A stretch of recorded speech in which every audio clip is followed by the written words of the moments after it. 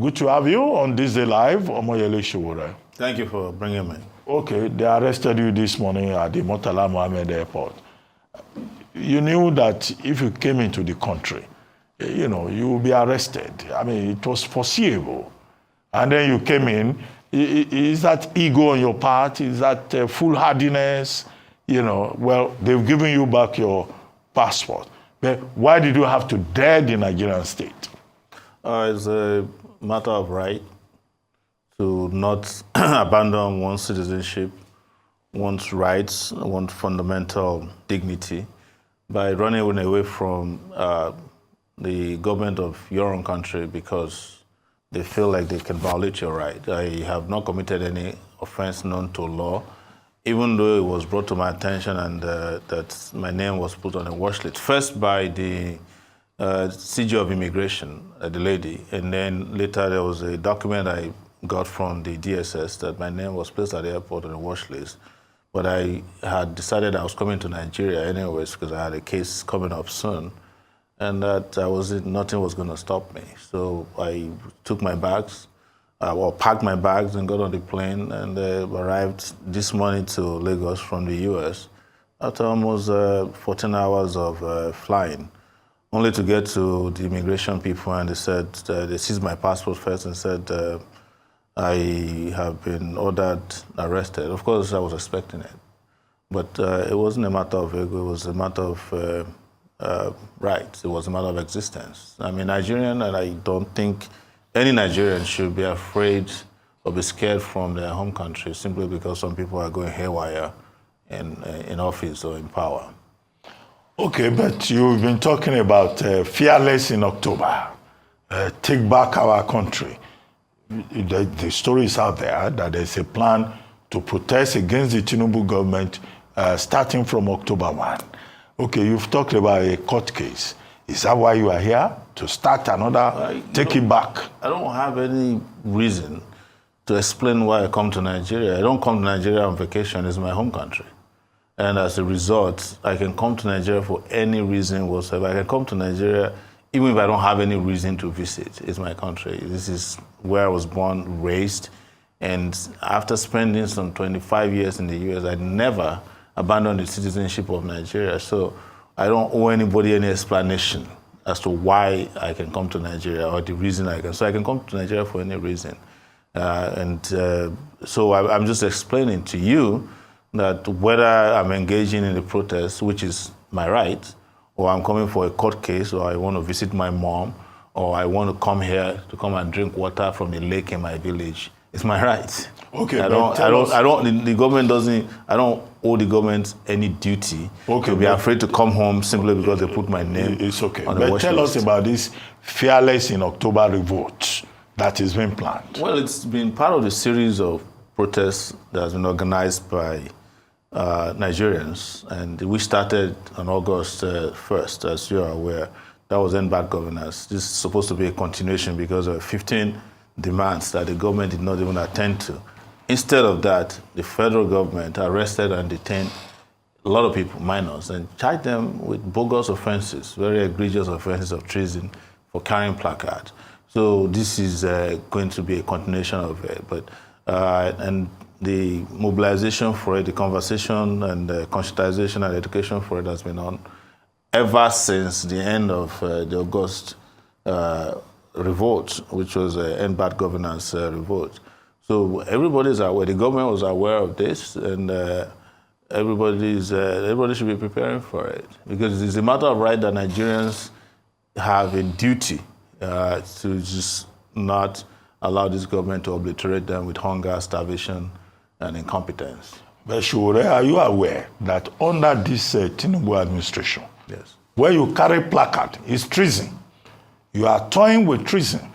About 10 people who had been arrested, they were charged for treason.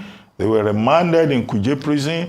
They've been granted bail to the tune of 10 million naira. So what kind of spirit will bring you back to say you want to commit treason, knowing that they will come after you and they will put you in Kuje prison, where they seem to have enough space to house people like you? It is treason to arrest, detain, and falsely charge citizens of crimes they have not committed.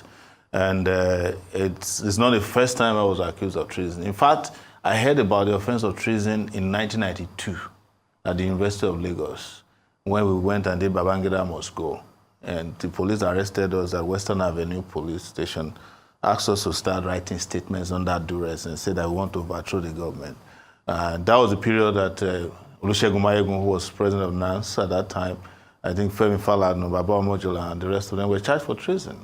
And the magistrate court did grant them bail. I was charged for treason in 2019 by Buhari, so I'm not new to treason, these bogus offenses of treason, but that is not our focus. Our focus is that we have a country to liberate and a people to save.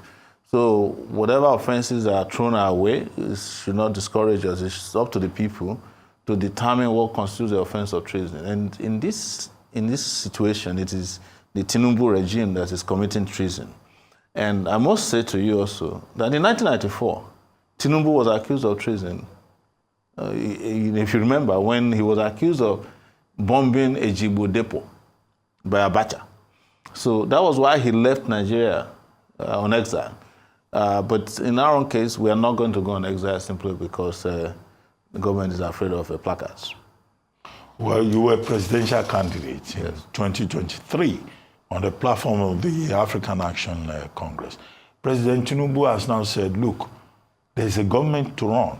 Politics is over. All the things that Nigerians are experiencing, these things are inevitable. Hard choices have to be made. And the Nigerians should be ready to make sacrifices. But, you know, some of you are still acting as if the election is still on. Well, so why? We're not running an election. They never even had an election in the first place. But that's a conversation for another day. What we're saying is that the issue on ground is existential. And everybody's talking. Even the other day, I saw some elders, including the former Secretary General of the Commonwealth, who went to Tinubu and said we should bring about a new constitution, which is one of our demands, by the way. We talked about minimum wage. We talked about wastage in government. So you're asking people to tighten their belts, you know, that they should just tarry a little. But you are there buying yourself a private jet of $150 million. You are renovating homes of your VP for $21 billion. Everybody in the Senate and everybody in the National Assembly got an SUV that cost $150,000 each. I mean, are Nigerians foolish not to understand that this is just a ruse? You know, and that is why I coined the word, I think yesterday, that the government is no longer practicing democracy but orisacracy, which is government of rice, ruse and rice. Any problem in Nigeria, give them rice. Flood in Maiduguri, send them rice. Education problem, send them rice. People are sick, send them rice. You know, rice is, botanical name of rice is the Rhiza sativa. So that is where we are. And the government has become a joke. And that brings us back to the conversation about treason. You're a lawyer. I don't need to remind you of that. And I'm sure that if you were sitting in court representing an accused person, and it's a person that's accused of treason for carrying placards, you must look at the prosecutor and wonder whether he went to law school. Well, I know that lawyers are part of the problem. Yeah. But, okay, they've given you back your passport. They've released you.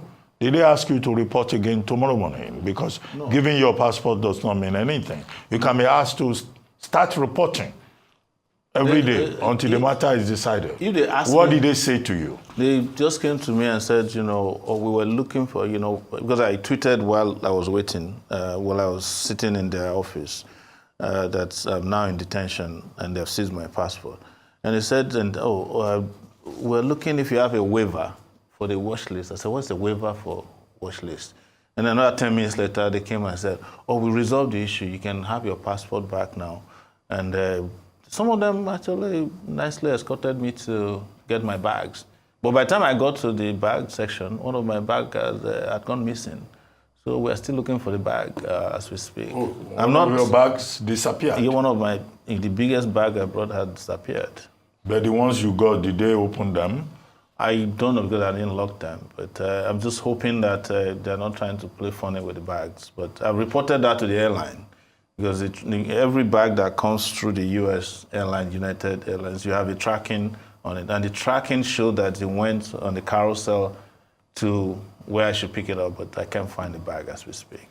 Well, I'm just hoping that nobody will go and plant anything funny inside my bag. Okay, but for now, you are free. Yeah. You know, they're giving you your passport, and, you know, you have no fear that when you step out of the studio, they will rearrest you. Even if they do, I'm not a stranger to them, and we'll resolve that when we get there. Anyway, thank you very much. Thank you so much. Sowore, presidential candidate of the African Action Congress and a human rights activist.